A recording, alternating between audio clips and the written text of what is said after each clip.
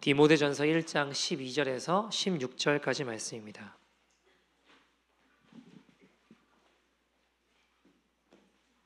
디모데전서 1장 12절에서 16절, 신약성경 337페이지에 있습니다. 1 Timothy chapter 1 verse 12 to 16입니다. 신약성경 337페이지입니다. 디모데전서 1장 12절에서 16절까지 말씀입니다. 다 찾으신 줄 알고 한 절씩 교독하도록 하겠습니다. 나를 능하게 하신 그리스도 예수 우리 주께 내가 감사함은 나를 충성되이 여겨 내게 직분을 맡기심이니 내가 전에는 비방자요 박해자요 폭행자였으나 도리어 국류를 입은 것은 내가 믿지 아니할 때에 알지 못하고 행하였음이라. 우리 주의 은혜가 그리스도 예수 안에 있는 믿음과 사랑과 함께 넘치도록 풍성하였도다. 믿보다 모든 사람이 받을 만한 이 말이여, 그리스도 예수께서 죄인을 구원하시려고 세상에 임하셨다 하였도다. 죄인 중에 내가 괴순이라. 그러나 내가 긍휼을 입은 까닭은, 같이 읽겠습니다. 우리 예수 그리스도께서 내게 먼저 일체 오래 참으심을 보이사 후에 주를 믿어 영생 얻는 자들의 본이 되게 하려. 아멘. 하나님의 말씀입니다. 어떤 한 성도님이 이제 저희가 다음 주가 전도 축제잖아요. 6월 1일. 그래서 약 한 5년 정도 열심히 섬긴 자매가 있대요. 열심히 먹이고 입히고 돌보고 섬긴 자매. 이제 그 자매에게 열심히 또 맛있는 것도 사다 먹이고 돌보면서 야, 우리 6월 1일에 교회 한번 같이 가자 이야기를 했대요. 그 자매가 어떻게 반응했을까요? 그동안 섬겨 주시네 너무 감사하니까 제가 당연히 가야죠. 그랬을까요? 어떻게 생각하세요? 이런 지하에 바로 안색이 싹 바뀌더니 거절하더래요. 바로 거절당했대요. 근데 여러분 어떤 생각이 들까요? 저라면 이런 생각이 들 것 같아요. 야, 진짜 너무한다. 내가 그동안 해먹인 게 얼마나 되는데, 아예 한 번은 가질 수 있는 거 아닌가? 이런 생각이 저라면 들 것 같아요. 여러분 어떠실 것 같으세요? 아니, 내가 5년 동안 얼마나 열심히 섬겼는데 한 번 교회는 가질 수 있는 거 아닌가? 너무하는 거 아닌가? 저라면 이제 이런 생각이 들 것 같아요. 자, 여러분 우리가 VIP 대상자들을 위해서 기도하고 또 열심히 섬기고 이렇게 막상 만나니까 어때요? 쉬워요? 순순히 잘 교육하겠다고 하던가요? 어떻게 생각하세요, 여러분? 아닌 경우들이 더 많죠. 그죠? 여러분, 한 영혼이 정말 거듭나고 변화되고 회심하고 주님을 만나고 쉽지 않습니다, 여러분. 쉽지 않죠. 오늘 우리가 살펴보려고 한 디모데 전서의 디모데가 직면해 있는 이 상황들도 결코 쉽지 않았습니다. 그렇게 호락호락하지 않았습니다. 여러분, 디모데 전서는요, 바울이 이제 마지막 4차 전도 여행 때 쓰여진 걸로 여겨집니다. 추측하기로는 이제 로마 감옥에서 풀려난 다음에 그 다음에 순교하기 전까지, 그러니까 AD 63년에서 68년도 사이에 기록됐을 거라고 봐요. 디모데 전서는 우리가 잘 아시는 대로 디모데 후서와 디도서와 함께 목회 서신으로 바울의 마지막 편지로 분류가 되는 책들입니다. 당시 이 상황을 살펴보기 위해 AD 64년도 7월경에 있었던 굉장히 유명한 사건을 한번 떠올려 봐야 되는데요. 그게 뭐냐면 로마 대화재입니다. 깊은 새벽에 로마에 불이 납니다. 로마시 경기장 북서쪽에서 불이 나기 시작했는데 그 불이 하루 이틀이 아니라 일주일 넘게 약 한 9일에서 10일 정도 불이 나게 되죠. 굉장히 엄청난 불입니다. 로마로 따지게 된다면 이제 강 북이고 강 남이 있었는데 강 북서쪽이니까 북쪽에 불이 났을 거 아니에요. 그리고 강을 그 불이 건너오지는 못했어요. 그러니까 다시 말해 강 북쪽에는 완전히 다 잿더미가 됐는데 강 남쪽에는 괜찮았거든요. 근데 강 남쪽에는 유대인들이 살고 있었어요. 그러니까 로마 사람들이 뭐라고 의심을 처음에 했냐면 저 유대인들이 불을 질렀다. 왜냐하면 지네들은 멀쩡하니까 강 남쪽에, 그죠? 그래가지고 막 화가 나가지고 죽이려고 하는데 당시 이 황제의 아내였던 포파이아가 그걸 이제 막아주게 됩니다. 유대인들 편을 좀 들어주는 일들이 있죠. 그래서 이 성난 시민들이 이 불이 어디서 났나 가만히 살펴보니까 경기장 북서쪽에서 났단 말이에요. 근데 10년 전에 로마 황제가 어떤 이야기를 했냐면 당시 로마들은 지금도 뭐 유럽이 그렇게 있다는 이야기도 있는데 제가 안 가봐서 잘 모르겠는데 집들이 굉장히 당시는 이게 붙어 있었어요. 왜냐하면 로마 팍스 로마나라고 이제 전 세계 로마 이 평화를 로마가 지배한다 하니까 전쟁이 없다 보니까 로마시에 옛날 형태들로 그대로 있는 거예요. 그러니까 집들이 굉장히 다다다닥 붙어 있었습니다. 근데 이 황제가 뭐라고 했었냐면 이게 로마시 집이 이게 무슨 상황이냐, 다 쓸어버리고 모든 걸 새로 지었으면 좋겠다, 이런 이야기를 외친 황제가 있었어요. 그 황제가 누구였냐? 네로였습니다.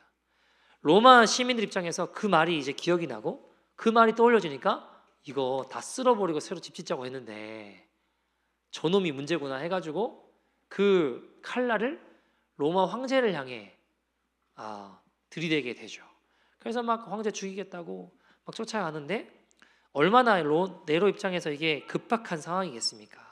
그래서 이 다급해진 네로가 그 화살을 누구에게 돌리냐면 크리스천들에게 돌리게 돼요. 크리스천들, 하나님 뭐 나라가 임한다 그러고 뭐 이러니까 이제 그거를 빌미 삼아서 어쨌든 이 화살을 크리스천들에게 돌리게 됩니다. 이때부터 시작된 것이 우리가 잘 아시는 그 유명한 네로 박해입니다. 이 어마어마한 박해예요. 네로가 뭐라고까지 얘기하냐면 너희들 원하는 대로 다 잡아 죽여라 그랬어요. 크리스천들은 상상을 초월하는 박해가 이루어지게 되죠. 우리 자녀들이 이렇게 불타 죽었다고 막 그러면서 크리스천들을 불에 태워 죽이고요, 맹수에게 뜯겨 죽이고요. 아무튼 막 이런 상황들 가운데 기록된 책이 어떤 책이라고요? 디모데 전서. 시간이 되면 제가 한번 성경을 권별로 좀 이렇게 신청자를 받아서 성경 공부하는 시간을 가졌으면 좋겠는데 디모데 전서도 참 이야기할 이야기가 많은 책이에요. 어쨌든 이런 상황에 디모데 전서가 이제 기록이 되는데 당시에 결국에는 로마 박해, 그러니까 네로 박해 끝에는 어떤 일들도 벌어지냐면 당시 기독교의 수장이라고 불리던 베드로도 이제 십자가에 거꾸로 못 박혀 죽게 되고 바울도 목에 잘려 죽게 되죠. 근데 이제 디모데전서 기록될 당시는 바울이 잡히거나 그런 상황은 아니에요. 박해가 시작될 상황이니까. 어쨌든 이런 상황에 수많은 사람들이 믿음을 버리게 됩니다. 박해가 너무 심하니까. 근데 바울은 이제 이 에베소라는 곳에서 사역을 하다가 다른 곳으로 떠나야 돼요. 그 누군가를 여기 남겨둬야 되는데 누구를 남겨두게 될까요? 우리 지금 읽은 사람의 이름 디모데를 남겨두게 되죠. 그러면서 디모데가 걱정이 돼요. 디모데가 생각보다 이렇게 유약한 사람이었거든요. 글을 가만히 읽어보면 어쨌든 디모데를 남겨두게 되면서 걱정이 돼서 기록한 것이 디모데 전서입니다. 자, 여러분, 왜냐하면 당시 에베소는 굉장히 유명한 도시예요. 선한 걸로 유명한 도시면 얼마나 좋겠어요, 그죠? 근데 그렇지 않았습니다. 로마 제국 가운데 가장 많이 사람들이 모여 살던 곳은 어딜까요? 당연히 로마시겠죠. 그 이렇게 구두 모양 있으면 좀 위쪽에 있는 로마시. 그 다음으로 많이 모여 살던 사람들이 알렉산드리아 도시입니다. 애굽 그 위쪽에 있는 도시.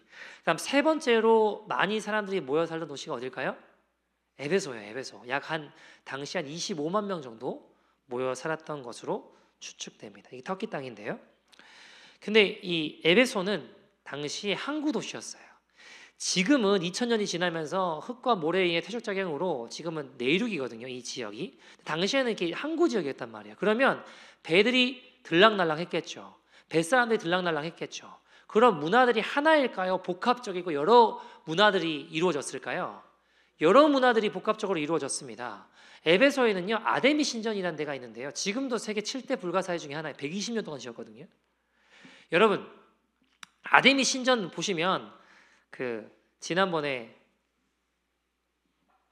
이진아 대표님 오셔서 성교육할 때 잠깐 나왔었는데 그 사진 같은 거 나왔었는데 큰 기둥들이 이렇게 많이 있어요. 그 밑에 수많은 방들이 있거든요.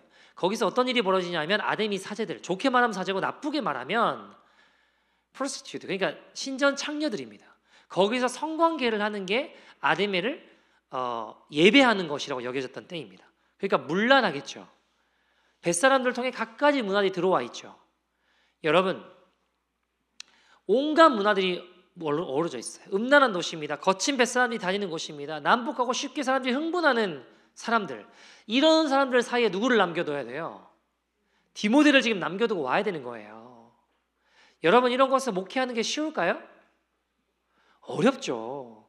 또 어떤 일이 있었냐면 사도행전 20장 보시면 바울이 3차 전도행을 마치고 예루살렘으로 이제 가려고 할 때 유명한 이야기가 나와요. 3절에 보시면 17절에 보시면 밀레노 섬에서 들려서 바울이 에베소 장로들 이렇게 모이라고 해요.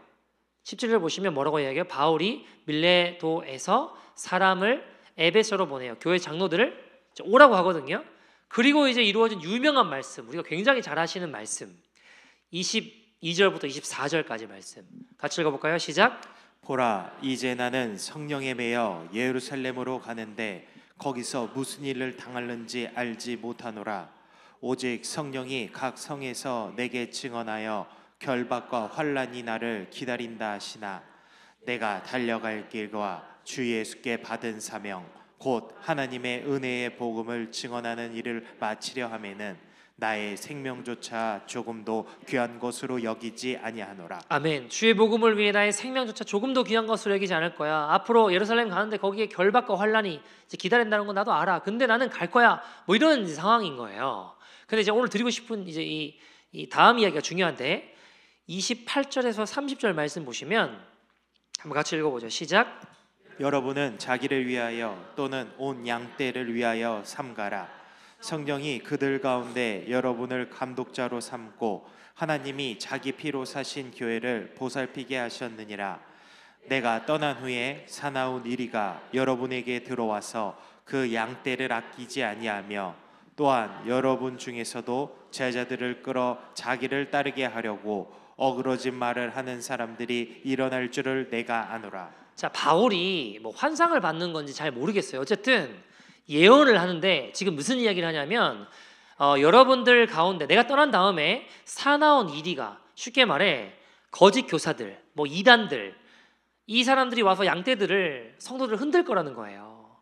더 충격적인 건 뭐냐? 30절 말씀처럼 지금 보시면 너희 중에서도 누구예요?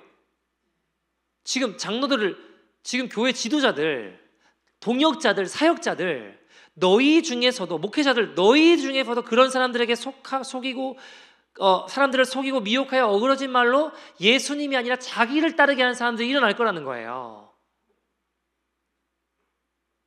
사도 바울이 그걸 미리 알고 사람들을 불러서 이야기하는 거예요. 그렇게 하지 마십시오. 권면을 했어요. 근데 문제는 뭐냐? 안타깝게도 그 일이 일어난 거예요. 디모데가 목회하고 있을 때, 에베소에서 목회하고 있을 때 나랑 같이 지금 열심히 사역하던 사람이 사람들의 마음을 빼앗아 예수님이 아니라 자기를 따르게 되는 사람들로 만드는 길로 가는 거예요. 자, 에베소 사람들이 음란해요, 거칠어요. 심지어는 같이 사역하던 사람들도 온갖 이상한 일들을 벌이고 험한 사람들 가운데, 여러분 사도 바울이 분명히 에베소를 떠나면서 디모데를 남겨두면 디모데에게 이야기하지 않았을까요? 야야, 내가 몇 년 전에 환상을 봤어. 너 기억하지? 내가 떠난 후에 곧 이 때가 온다. 조심해야 된다. 밖에서도 오지만 안타까운 건 뭐냐? 내부에서도 일어난다는 거예요. 그 사람들이 교회를 어그러뜨릴 거야. 사역자 가운데서도 그런 일이 일어날 거야. 근데 정말 그런 일이 일어났어요. 여러분, 자, 디모데 입장에서 생각해 보죠. 목회하기 쉬웠을까요? 힘들었을까요? 힘들죠. 아무리 복음을 전해도 열심히 사역을 해도 변화되지 않아요. 주의를 못 맞춰 열심히 하고 복음을 증거하는데 여전히 음란해요. 여전히 세상을 사랑해요. 여전히 거짓말해요. 여전히 다퉈요. 여전히 비난해요. 험담해요. 그런 상황 가운데 디모데에게 에베소를 떠나면서 마게도냐에서 보낸 편지가 디모데전서입니다. 자, 한번 생각해 보죠. 여러분이 바울이고 제가 디모데라고 칩시다. 에베소가 얼마나 힘든지 알아요. 내가 사역을 해봤기 때문에. 근데 그걸 저한테 이제 맡겨두고 떠났어요. 근데 정말 안 일어났으면 좋겠다는 일이 막 다 일어나요. 거기서 교회가 막 깨지고 이단들이 교회를 흔들고 열심히 사역해도 사람들 변화되지도 않고. 자, 여러분이 저에게 뭐라고 하시겠어요? 여러분, 디모데는요 약은 사람이 아니에요. 꾀부리는 사람이 아니에요. 굉장히 성실한 사람입니다. 그래서 여러분, 바울이 생각해 보세요. 교회에 어떤 문제가 발생해요. 주로 누구를 보내요? 디모데를 보낸다고요. 사도행전에 보면 여러 교회들이 어려울 때마다 사도 바울이 보낸 사람이 누구예요? 디모데예요. 성실한 사람이에요. 데살로니가 교회에서 막 문제가 발생했어요. 누구 보내요? 디모데.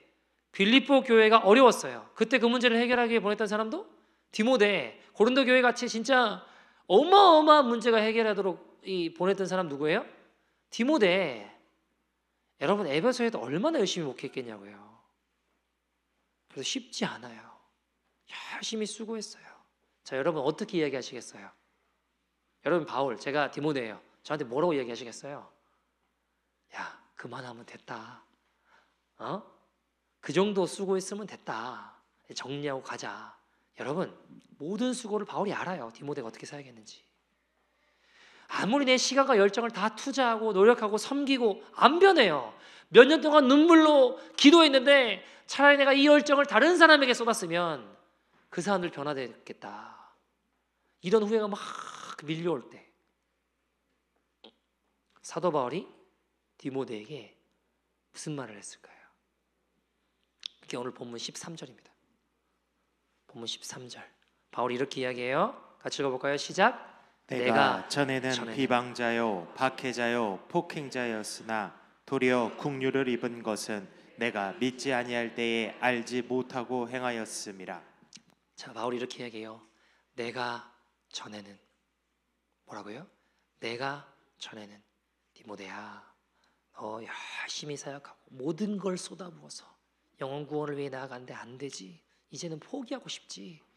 근데 디모데야, 기억해라. 나도 전에는 비방자요 박해자요 폭행자였다. 내가 얼마나 비방하기를 좋아했던 사람인지 아니? 늘 흉보고 비방하고 박해하고 폭행하는 그 사울. 정확히 에베소 교회 성도들의 모습과 같은 거예요. 똑같은 거예요. 에베소 교회 모습. 그 사람들의 모습.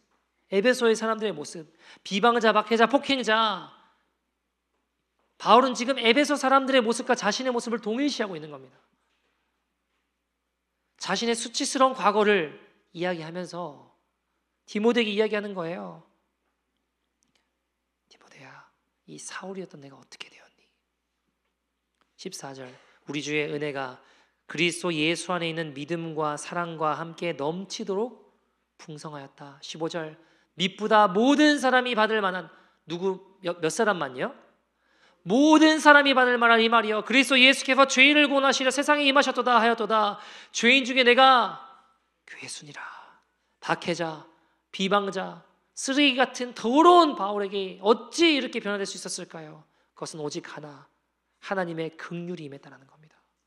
하나님의 긍휼이 임했다는 겁니다. 16절.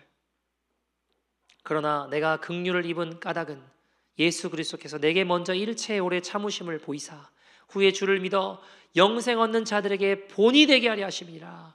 자, 무슨 말인가요? 그런 디모데에게 지금 바울이 무슨 말을 하는 거예요? 그 사람들에게도 하나님의 긍휼이 임하면 변화된다. 여러분, 긍휼이라는 단어는 헬라어로는 엘레오스라는 단어고 히브리어는 라함이라는 단어를 써요. 근데 히브리어는 뭔가 뜻을 정의하기가 되게 어려운 단어들이 많아요. 예를 들어 본다면 우리가 잘 아시는 단어 중에 헤세드라는 단어가 있죠. 헤세드라는 단어가 뜻이 많아요. 은혜, 사랑, 자비 뭐 등등등. 그러니까 이게 뭐구나 딱 어려운 느낌이 있죠. 긍휼이라는 이 라함이란 단어도 굉장히 이게 정의가 잘 안 돼요. 근데 라함에서 파생된 단어가 레헴이라는 단어가 있거든요. 따라오고 계시죠? 레헴이라는 단어는 조금 뜻이 쉬워요. 뭐냐면 엄마의 그 태, 자궁 뭐 이런 걸 뜻하거든요.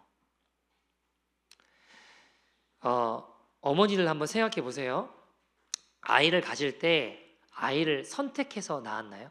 내가 남자를, 여자를, 키가 큰 애로, 눈이 큰 애로 다 선택하신 거죠? 아니요, 그 하나님의 은혜예요, 그렇죠? 근데 여러분 한번 생각해 보세요.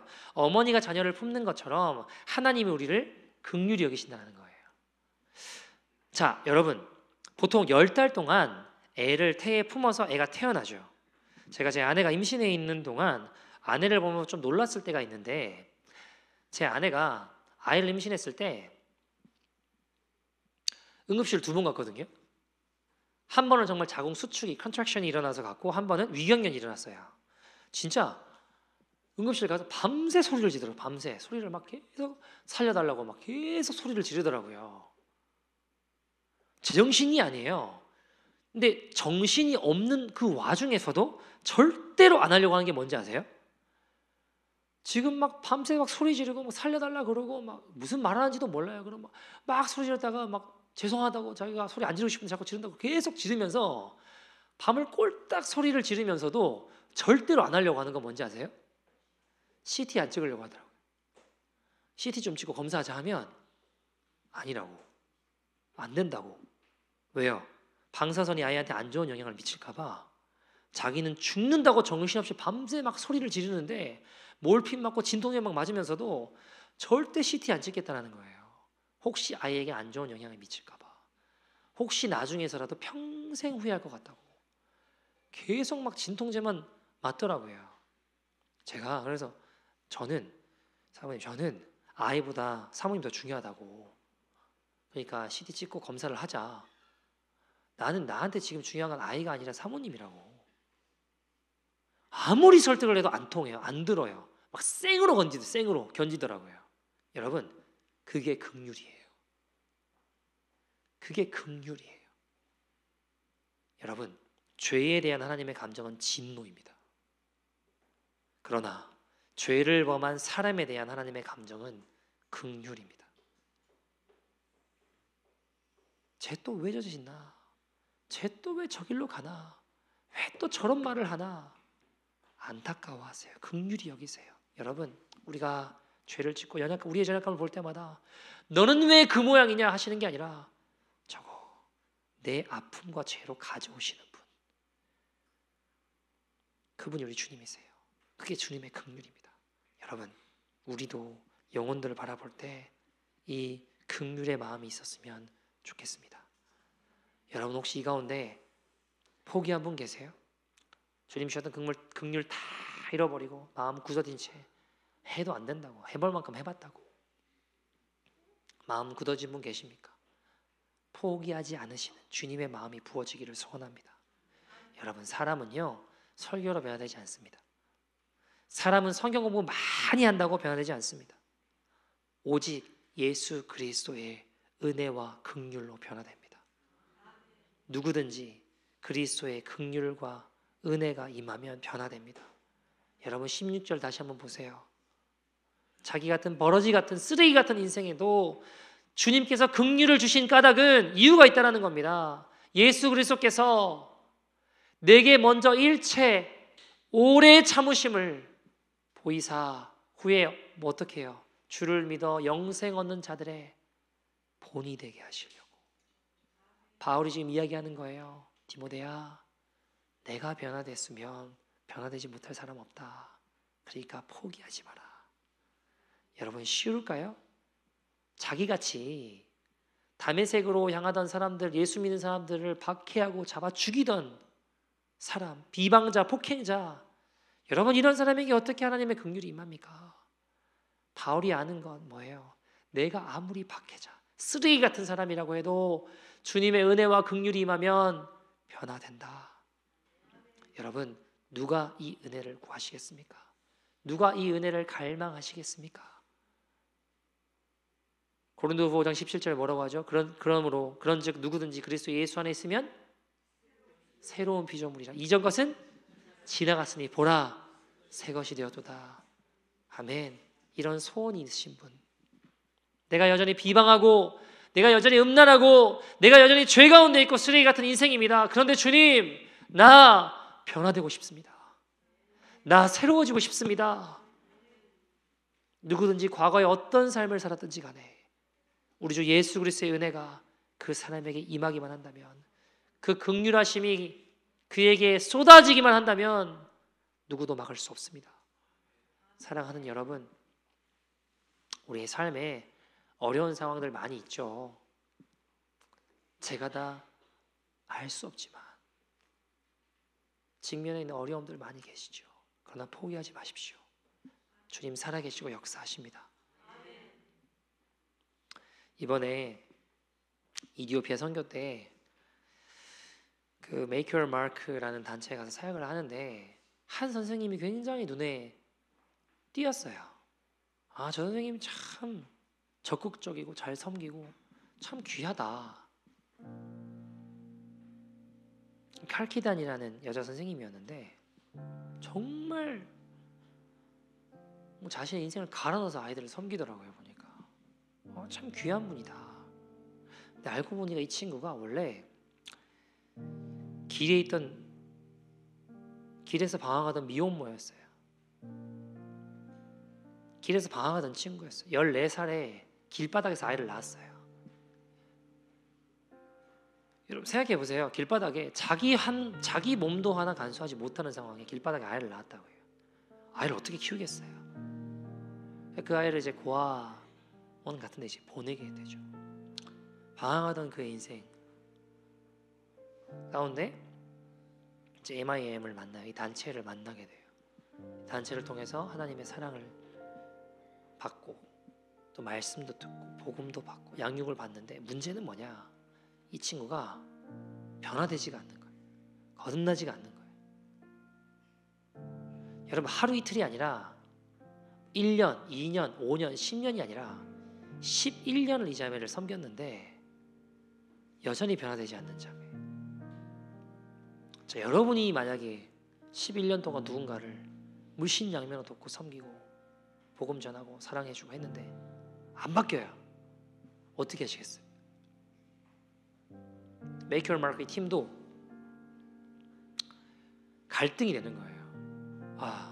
이 사랑과 에너지와 이 모든 것들을 다른 길바닥에 있는 아이들이 쏟으면 어떻게 됐을까? 뭐 이런 생각도 들고, 이 정도 했는데 안 되면 안 되는 거 아닌가?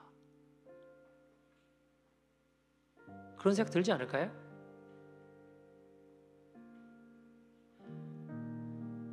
한 번, 두 번 하는 거 다 할 수 있어요. 근데 5년, 10년, 11년 동안 섬겼는데 안 변해. 얘는 그만해야 되나? 이 정도 섬겼는데 안 되면 안 되는 거다. 뭔가 후회가 밀려올 때, 그리고 포기하려고 할 때, 정말 포기하려는 찰나에 다시 한 번 더 예수님을 생각해요. 오늘 바울의 고백처럼 나도 전에는 비방자와 폭행자였지. 버림받아 마땅한 인생이었지. 근데 주님이 포기하지 않으시고 구원해 주셨지.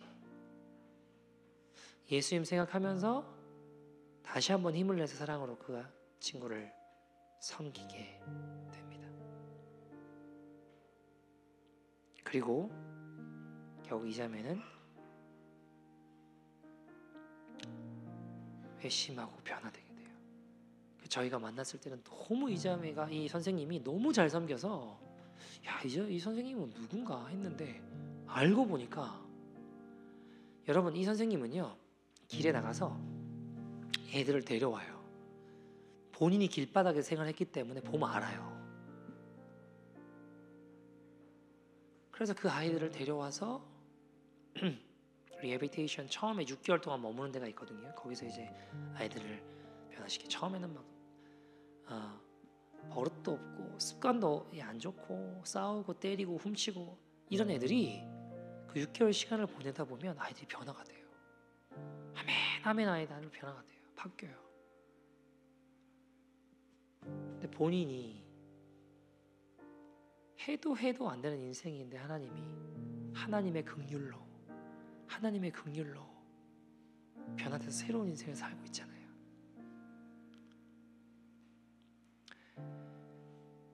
나아가서 그 딸 있잖아요. 자기 딸은 어떻게 됐을까요? MIM 그 미국 대표가 입양해가지고 지금 미국에서 대학 다니고 있어요. 만났다는 것 같아요. 딸도 엄마를 용서하고 같이 교제도 하고.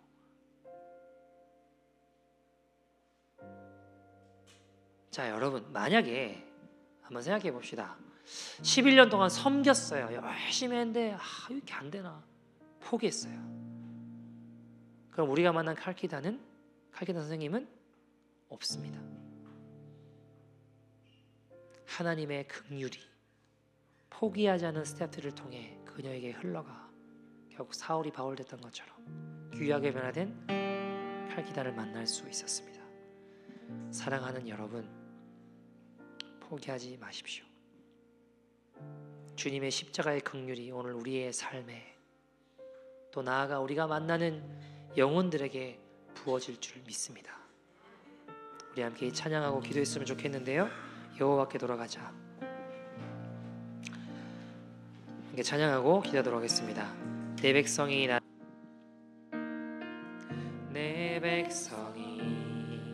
나를 떠나 돌아섰지만 내 사랑이 내 백성을 포기 못하니 이것이 주님의 긍휼입니다. 내 모든 것 내어주고 내 모든 것 내어주고 나 그들을 얻으리라. 여호와께 돌아가자. 우린 돌아서도 그는 변치 않는 여호와께 돌아가자. 우린 넘어져도 그 사랑 영원하네. 사랑을 오래 참고 자신을 내어주네. 서로 사랑할 때 세상은 죽어내. 사랑은 절대 지지 않는 사랑을 오래 참고 오래 참고 자신을 내어줍니다. 주님 그 사랑으로 그 긍휼로 우리를 포기하지 않으시는 그 긍휼로 그 사랑으로 우리 가운데 역사하신 주님이십니다. 주본의 사랑은 절대 지지 않네. 여호와께 돌아가자. 여호와께 돌아가자. 우린 돌아서도 그는 변치 않는 여호와께 돌아가자. 우린 그 사랑 마지막으로 고백합시다. 여호와께 돌아가자. 여호와께 돌아가자. 우린 돌아서도 그의 사랑을 변하지 않으십니다. 내가 전에는 나도 전에는 이방적으로 버림받아 만나는 인생이었지만 주님의 포기하지 않는 그 사랑, 그 내가 우리를 그 구원의 긍휼로 우리를 인도하였습니다. 하나님, 나도 그 사랑과 긍휼로 나갈 수 있는 믿음의 인생 되게 하여 주시옵소서. 우리 같이 주의 이름 부르고 동서로 기도합니다. 주여.